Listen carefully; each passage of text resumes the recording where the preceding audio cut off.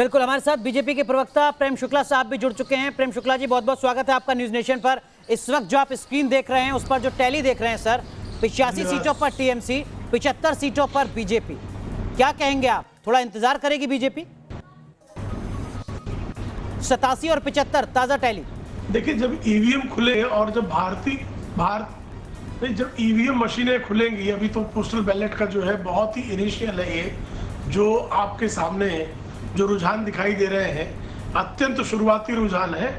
जब ईवीएम खुलेगी और जब भारतीय जनता पार्टी, जैसे कि आपके ही संवाददाता ने भी बताया कि अभी तो दक्षिण बंगाल में जहां तृणमूल कांग्रेस पार्टी का गढ़ है, जब तृणमूल कांग्रेस पार्टी के गढ़ में भारतीय जनता पार्टी का इतना उत्कृष्ट प्रदर्शन है, तो जब भारतीय जनता पार्टी के अपने गढ़ में के जब ईवीएम खुलेंगे तो स्वाभाविक तौर पर भारतीय जनता पार्टी को बहुमत का आंकड़ा छूने में किसी प्रकार की परेशानी नहीं होगी।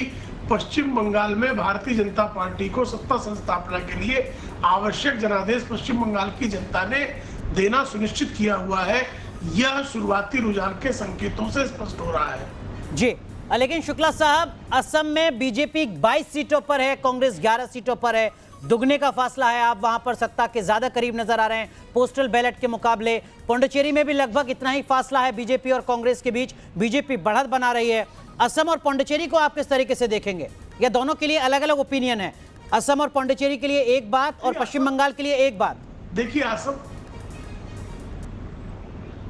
हर राज्य का अपना जो है मतदाता का अपना रुख अलग अलग होता है, और असम में स्वाभाविक तौर पर भारतीय जनता पार्टी के 5 वर्षों के विकास के शासनकाल का सदपरिणाम दिखाई देना था। जिस तरह से असम में 5 वर्षों में भारतीय जनता पार्टी ने विकास के कार्यक्रमों का क्रियान्वयन किया, उसके कारण असम की जनता ने वहां पर स्पष्ट बहुमत भारतीय जनता पार्टी के पक्ष में देना निश्चित किया।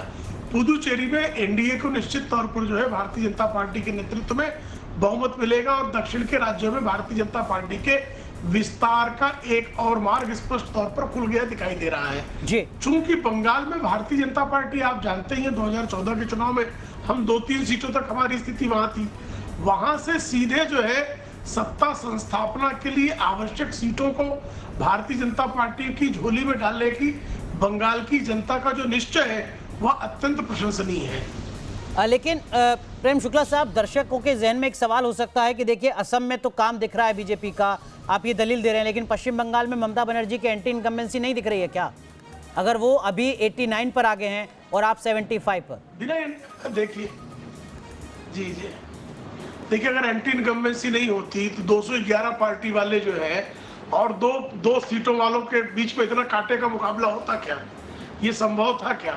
अगर तृणमूल कांग्रेस पार्टी और दूसरी ममता बनर्जी के खिलाफ जबरदस्त अगर एंटी इनकम जी को पिछली